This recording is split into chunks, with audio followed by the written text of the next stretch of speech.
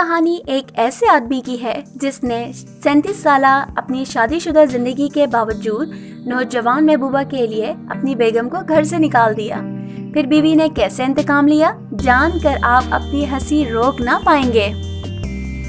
Jack और Edith 37 साल से खुशहाल और पुरसुकून इज़्ज़वाजी ज़िंदगी गुजार रहे थे।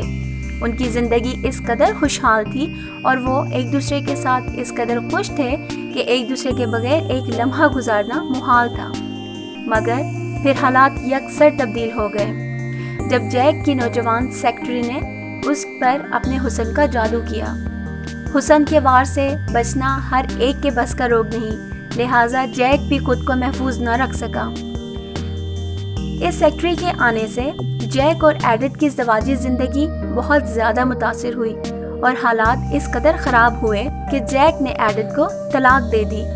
ना सिर्फ तलाक दी बल्कि जैक ने एडिथ को अपने करोड़ों डॉलर के महलनुमा घर से भी महज 3 दिन में निकल जाने का हुक्म दिया। बेचारी एडिथ अब करती भी तो क्या, दिल में अपने शौहर की बेवफाई का सदमा लिए उसने एक दिन अपना सामान पैक करने में सर्फ किया, दूसरे दिन मजदूर बुलवाकर सारा सामान नई जगह मुंतकिल करवाया। लेकिन आखिरी दिन उसने एक बहुत ही खास काम किया। इस घर में जिंदगी के इतने खूबसूरत साल बिताने के बाद आज कोई भी शख्स ऐसा नहीं था जिससे वो अपने दिल की बात कर सकती या जिसके कंधे पर सर रखकर वो 2 आंसू बहाती, और कोई उसको अलविदा कहने वाला नहीं था। लिहाजा एडिथ ने अपनी आखिरी दावत खुद करने का प्लान किया। एडिथ ने झींगों और चटनी के साथ अपनी आखिरी दावत खुद की। दावत के बाद एडिथ ने झींगों के होल मछली के अंडों और नमक से तैयार करदा चटनी में डुबोए और ये होल तमाम घर में पर्दे लटकाने वाले पाइपों यानी कि रॉड्स के अंदर डाल दिए। इस दावत के बाद अब एडिथ का किस्सा तो इस घर से तमाम हुआ। अगले दिन जैक और उसकी महबूबा अपने इस महलनुमा घर में रहने के लिए आ गए। कुछ दिन तो बहुत मज़े में गुजरे, लेकिन फिर सारे घर में अजीब सी बू फैलना शुरू हो गई जो आहिस्ता आहिस्ता इस कदर तेज हो गई कि घर में रहना नामुमकिन हो गया। जैक इस सिचुएशन से बहुत परेशान हुआ। उसने सारे घर में खुशबू का छिड़काव करवाया, पर्दे और कालीन तब्दील करवाए, हर तरह के माहिरीन से मशवरा लिया, लेकिन बू का कोई इलाज ना हुआ। आखिरकार बेचारे ने घर बेचने का फैसला किया, लेकिन इसके घर की बदबू की कहानी सारे शहर में मशहूर हो चुकी थी और कोई उसे खरीदने को तैयार ही नहीं था।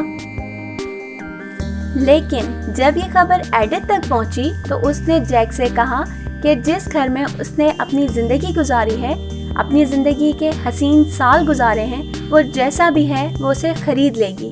और फिर असल कीमत के 10वें हिस्से में घर एडिथ ने ख़रीद लिया।